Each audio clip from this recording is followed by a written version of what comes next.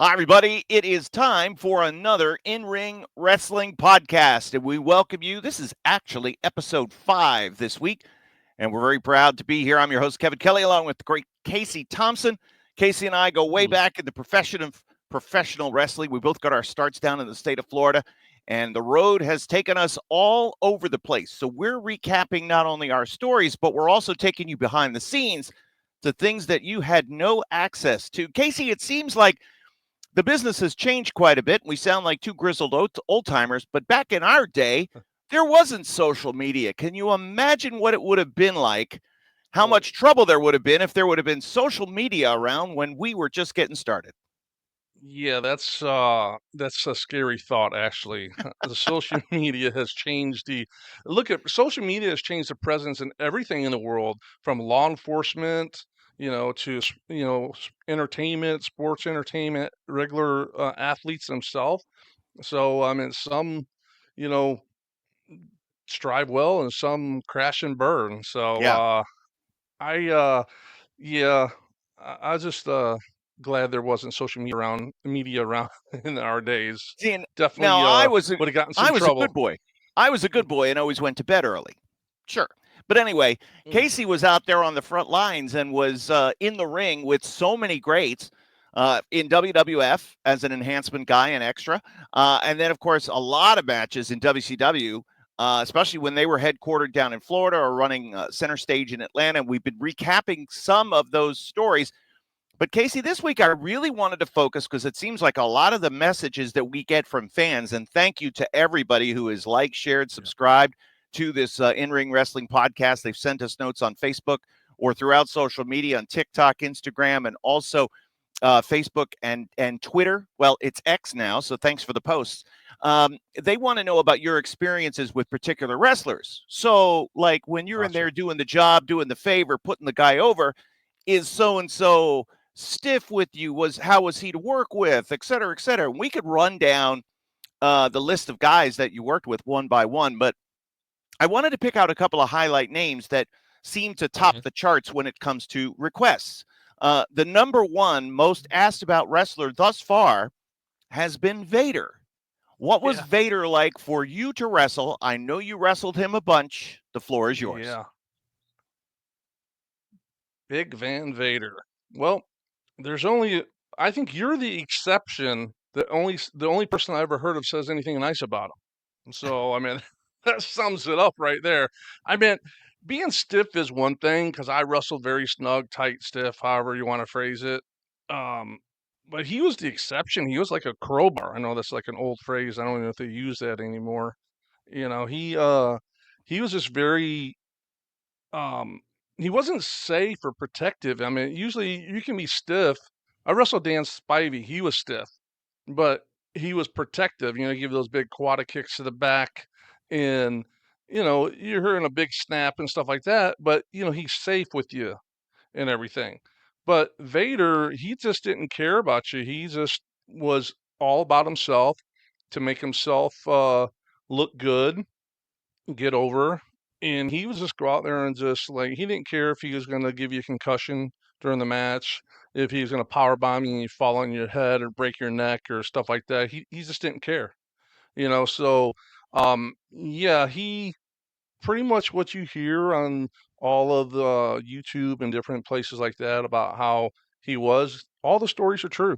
He was just a big giant ass and smelled on top of it.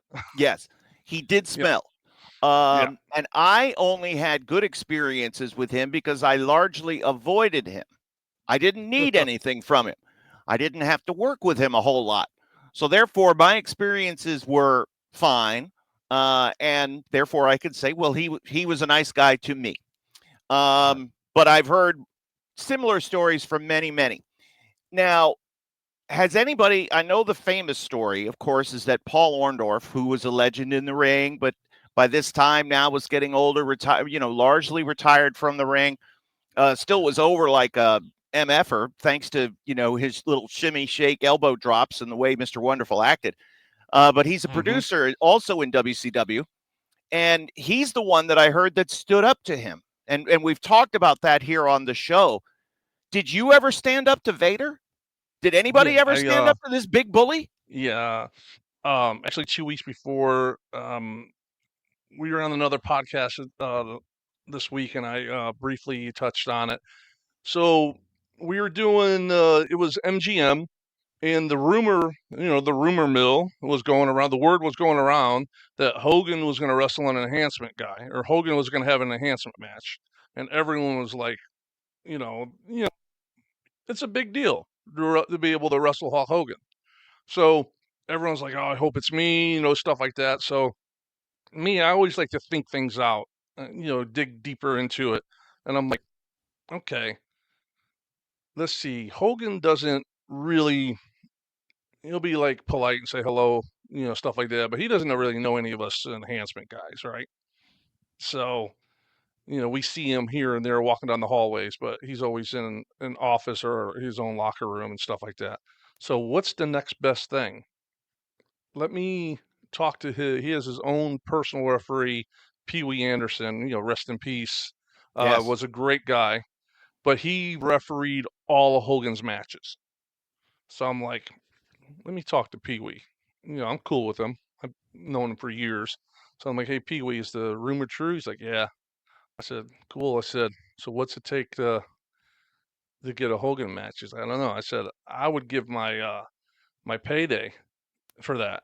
And he's like, for real? I said, Scott's honor, I swear to God, He's like, yeah, it can be arranged. I said, all right. So he's like, done. So the next day we go in there, the board's already made up, and it says Hulk Hogan versus in ring Casey Thompson. In Everyone's ring. like, That's how we got the podcast name. Ding. exactly. So I'm like, everyone's like, whoa, how'd you do that? I'm just dumbing it down. I'm like, I don't know. Just maybe he likes my work. Who knows? I was playing it up a little bit, but playing dumb at the same time. So um, what happens was, as you would know in wrestling, formats change. Things change on the fly, and they scrub the match, and they put Hogan and Savage together against Paul Roma and Paul Orndorff, pretty wonderful in a tag match. I'm like, okay. So they're like, hey, don't worry, you got the day off. I'm like, all right, cool. All right. So I had this taping off. So I was going to try to sneak out and go around the park, go get some food or something like that. Because there was no catering when we did the TVs out there, by the way. That was a whole nother thing. So I'm literally walking out the door, and I'm 1 foot out the threshold to get out the door, and I think it was Terry Taylor, the agent, is like, hey, where you going? And I'm like, nowhere. Why? He's like, oh, we got you a match. I'm like, oh, okay, cool. Which I don't mind, because I actually like to wrestle, So I prefer to wrestle than to sit there all day long and do nothing and get paid. And you got paid per match, right? So if you Yes. wrestled on a show, you got paid to be on that show, and you could have multiple matches in a day, correct? Yeah, they would do, I think they did, if my memory serves me right, they did probably 3 weeks every 3 months, but they run 3 shows a day. So, do the math. It adds up if you're on a lot of shows. And we mentioned, I think, last episode of this episode 3, that I was tight with Kevin Sullivan, which was the booker, and he got Paul, or he told Orndorff and Terry Taylor and Mike Graham, all those guys, make sure that Casey's here, he's here to work, and put him on everything. So I literally was on. If there was 3 tapings or 4 tapings, I wrestled 3 or 4 times that day.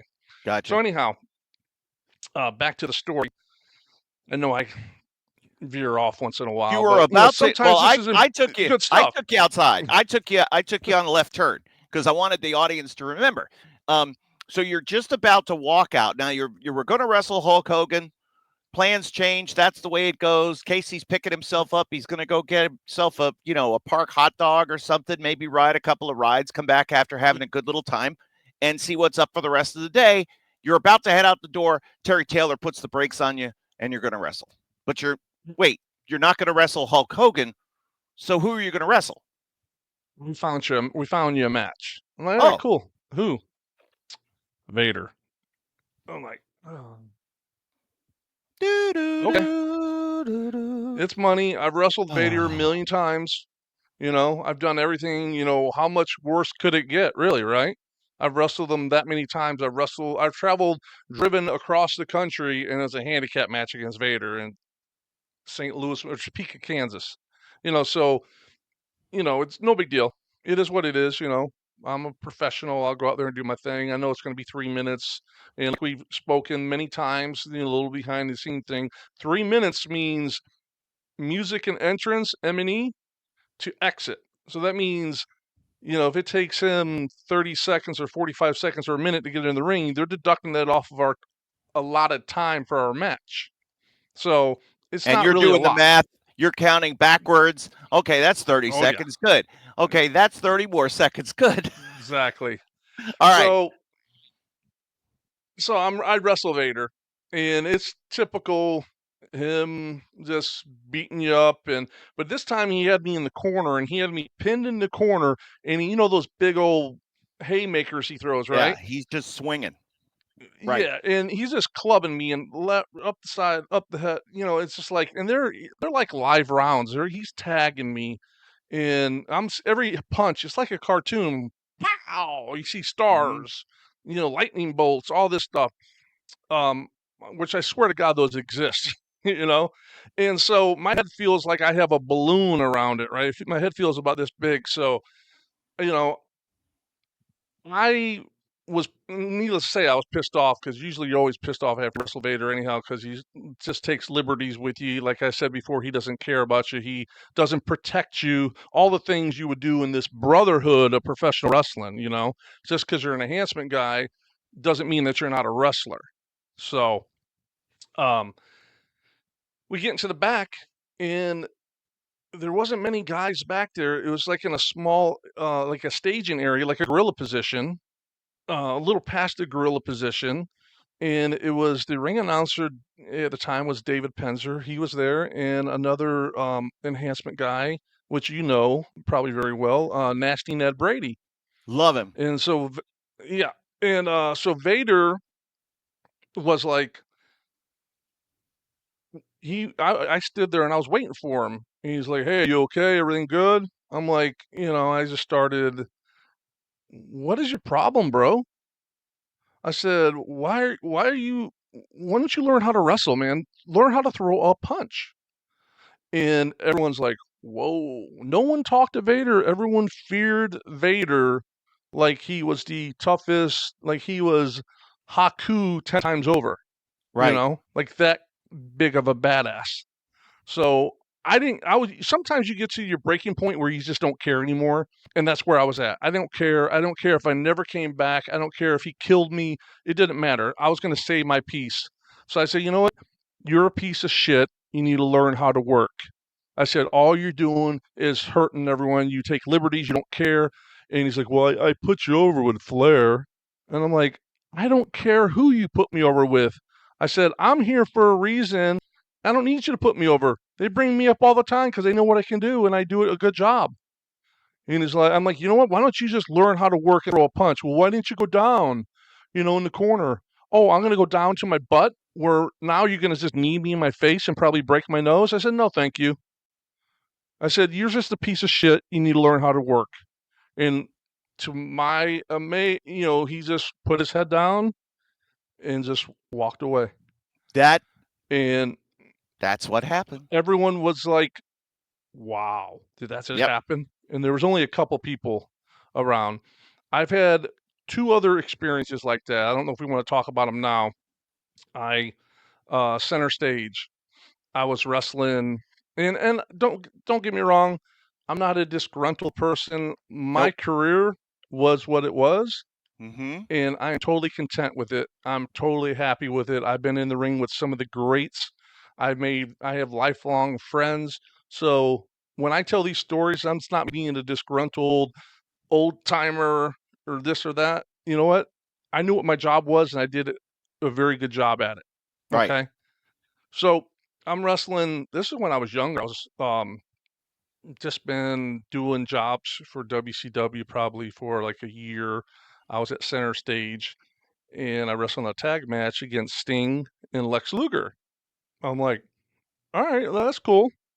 they were two of the big stars there at that Right. time. So we get in there, and Luger is all jacked up. Luger always looked great, but he was so oiled up that you really couldn't. It's like he poured after he put his hot stuff spray on, he poured the baby oil all over him, right? So he has me in an armbar, and he's just standing there looking at the hard cameras, just smiling, just like, and I'm like, do something, and call something. And he's not doing nothing, and he kind of cranks, but my arm pops out because he has so much baby oil on. So the match goes on. I do a couple things with Sting, all good. We get into the back, and I'm like, hey, what happened with that armbar? And this is in the hallway at center stage, and all the boys were out there. So because all the boys were out there, he was going to make me look stupid and all this, right? He's like, you don't know how to sell. Anyone that knows anything that watched me wrestle on TV knows that I know how to sell. Mm-hmm. I was the job guy. I was the extra. That was my job. One and only job was to sell and make them look like stars. I'm like, oh, okay. And he's like, here, put me in an armbar. He says, I'm going to show you how to sell. I'm like, okay. He says, now crank down on it. So I'm like, and all he was trying to do was embarrass me in front of all the boys. Right. So I'm like, all right. So I put him in an arm bar, and he was down a little, and I threw my forearm into his shoulder, and I just cranked on it as hard as I could. And he's like, God damn, what are you trying to break my arm? And all the boys started laughing at him. And, he just went away. And, so it kind of. Now wait a minute. Like, Okay, all right. now hold on. There is a lesson that somewhere along the way, like I heard, and again, I was never a wrestler and I wasn't trained to be a wrestler, but that's the situation you never want to put yourself in if you're Lex Luger. Here, put this hold on me.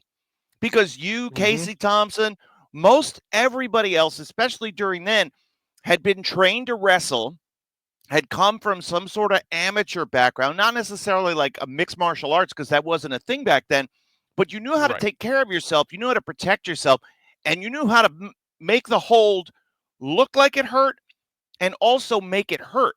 There's a way to Correct. do it. So if you put the Right. hold on a certain way, an arm bar, if you will, in this case, you could make it hurt instantly because you were trained to do that, correct? I put this 275-pound guy flat on the ground with me about to snap his arm off because I have the Damn. leverage. Yes. Yeah, and all the boys laughed at Luger, and he just went away. He just disappeared. And then later on, Bill Fonzie was one of the he was the referee for the match. He's like, "Hey, what happened during the match? Why'd you stiff Sting?" I'm like, "What are you talking about?" Sting.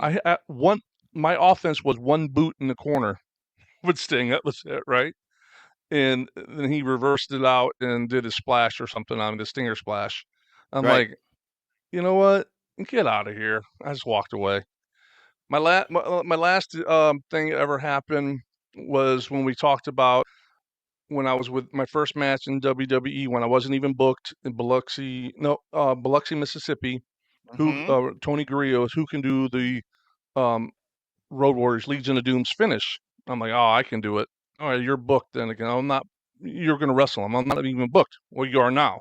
When he walked away, I looked at someone and said, hey, what's their finish? I Oh didn't even know no. their finish. Yeah, I left that out the first time I told the story. I Whoops. didn't even know what their finish was.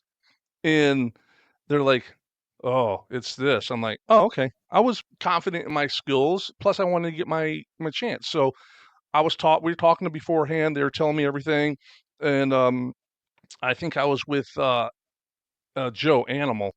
Mm-hmm. And was he the one that did the power slam all the time? Yeah, Animal. He did the power Yes. slam. And I was like, hey, listen, I was young, I was green. I'm talking to the superstars. Like, hey, when you shoot me off, I'm going to be really fast off the ropes. So I just want to give you a heads up. That way, we don't mess up anything. I'm just super, super fast. He's like, oh, yeah, you're fine, whatever. Okay. And at that time, when you went over your match, the referee actually was in the conversation too, back then. So we go in there he shoots me off. He says, "Here's your power slam." He shoots me off, goes to give me a power slam. I come off so fast, it looks like I almost did a cross body on him, and we went over the top rope to the Wow. floor. Yeah. So, of course, as we were talking in the previous episode, how they did post production where they fixed everything, he put me back in and shot me off. I went a little slower for him. He caught me with a power slam. Everything was good, right? Right. We get to the back. I'm like, "Hey, what happened with the power slam?" He's like, "Oh, you're going off the rails and you try to cross body me and all that." So all pissed off, right? And we didn't really get into it. And the referee's like, "No, Hawk, Animal, Mm-hmm. Joe, you messed that up. It wasn't him. He was just so fast. It was just too much to handle. You stumbled. You guys fell over the top." And he's like, he was cool about it. He was those guys are crowbars too, but they were really cool guys. Really, really, they're the boys, you know? And he's like, "Oh man, I apologize." He'd come up later and apologize to me and everything.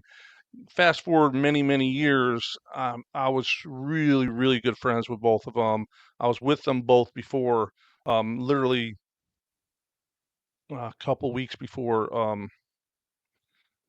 Hawk passed away, Yeah. and he was so messed up that night. He was like, "Pray for me, brother. Pray for me." I'm like, Mm-hmm. yeah. So those are the three examples of little confrontations in the back that I've had. Um, it never got to the extent like the guy that Dan Spivey and um, Well, yeah. um, So the clip on YouTube, and Sid beat maybe we up. could, we could probably, share that at some point. But that, and you talked about that. That guy was in his hometown and didn't want to look soft, didn't want to look weak, and got beaten up accordingly. Um, another Yeah, guy, another guy that, well, guys that have a reputation of being a little stiff on the extras at the very least were the Steiners. Did you ever have a chance to wrestle them, Rick, Scott, yeah. I and or wrestled Scott? them.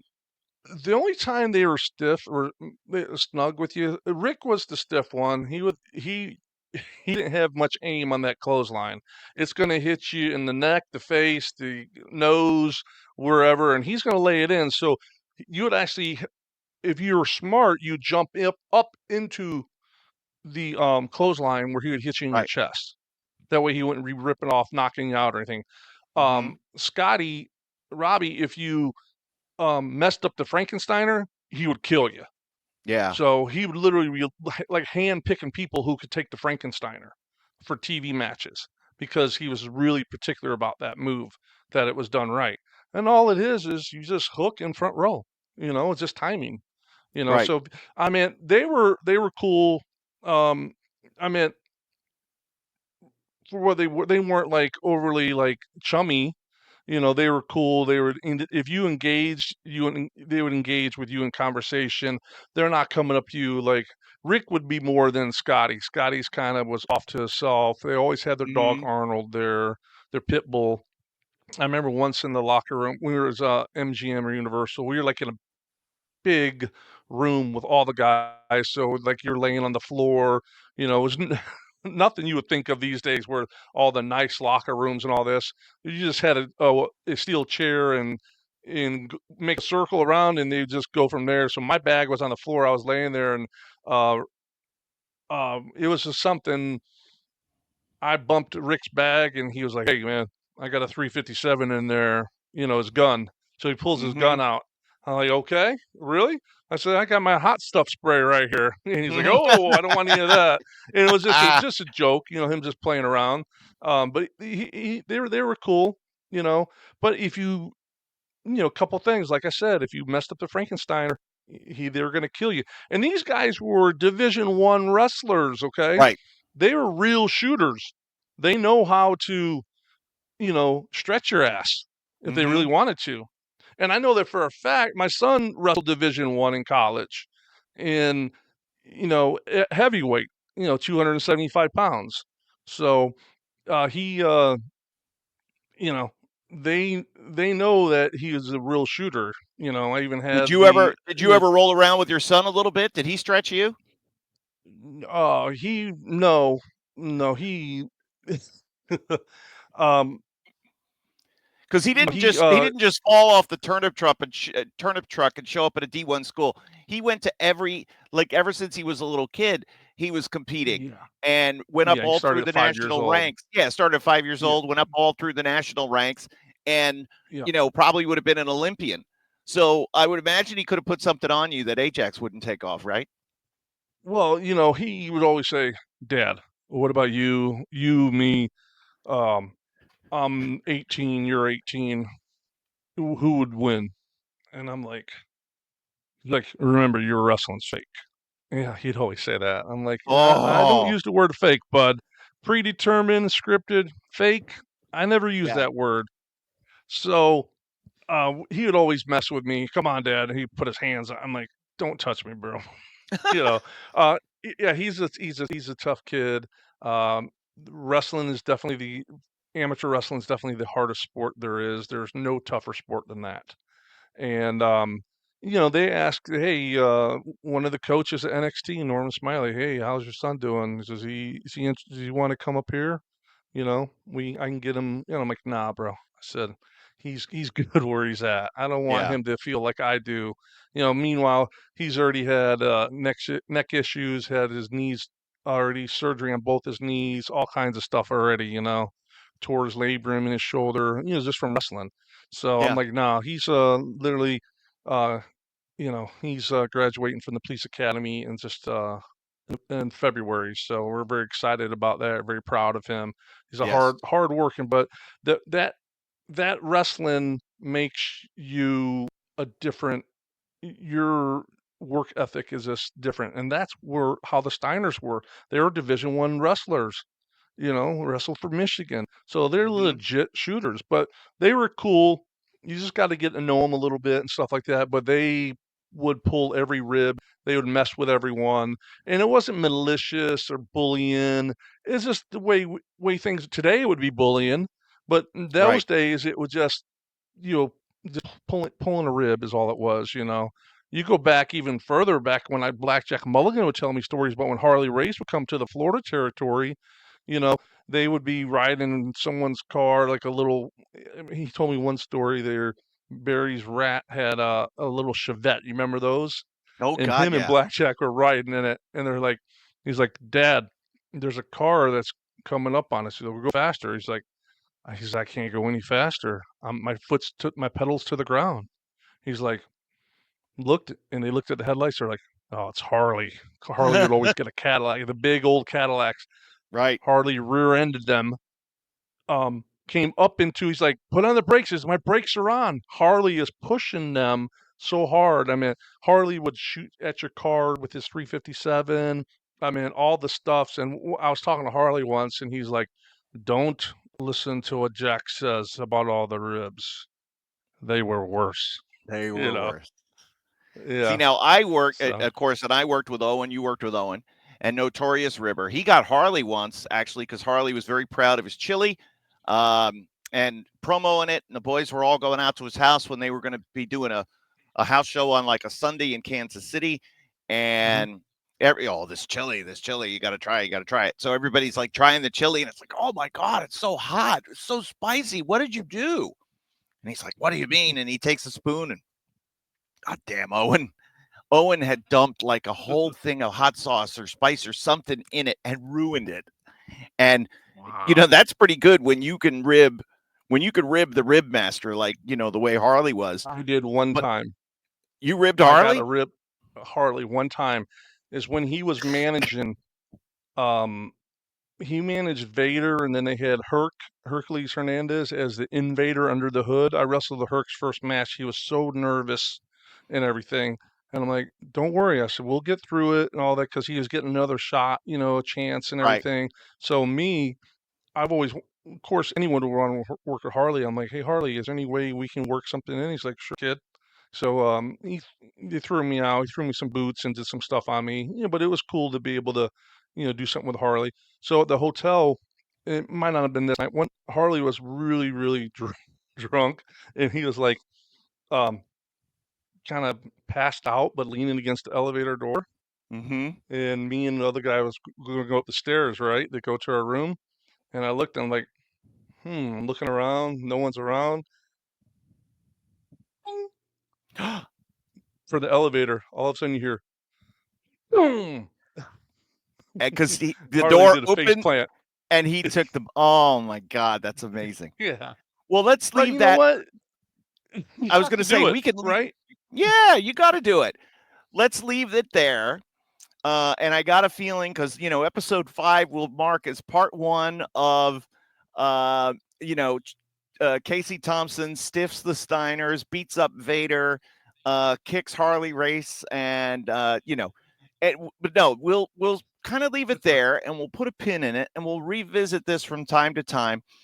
Next week, I want to start to talk about some of the money, because it's Christmas time and everybody's tight with their bucks and they want to make sure that they've got enough money. Would being an enhancement guy, would being an extra, would being a jobber be a good way to afford Christmas? So we'll talk about that next week with Casey Thompson. Can you afford Christmas getting beaten up on TV? This could be the beginning of a cottage industry for us. We could teach these guys, go out there and make a little money for the holidays, like driving Uber and Lyft and all this and that. But anyway, so that'll do it for episode 5. We've got a producer coming on board. We're really excited about this. We're going to have new bells, whistles. It's going to be available all kinds of different places. Casey, I'm very excited. Thank you for your time. Thank you for your wisdom. And we'll see you next week right here on the In Ring Wrestling Podcast. For Casey Thompson, I'm Kevin Kelly. We'll see you next time.